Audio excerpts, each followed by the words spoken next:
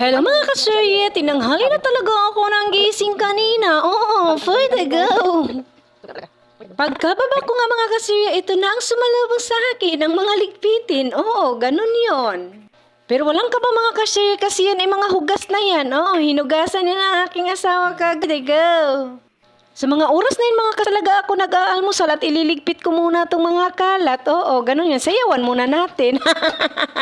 Oras na yun mga kaserye, tinamad talaga ang aking pagkatao. Oo, ganun yon. Pero dahil nanay tayo, laban lang. Oo, for the go. Ililigpit ko muna yung mga plato ko mga kaserye, baka mamaya mabasag pa, wala na akong pambili. Oo, for the go. Sa mga oras na yun mga kaserye, napakaseryoso ko na talagang magliligpit yan kasi maya-maya iintindihin ko na naman ang aking mga estudyante. Oo, ganun yon. Sobrang napagod talaga ang pagkatao ko sa mga nangyayari kahapon mga kaserye. Ganun yon.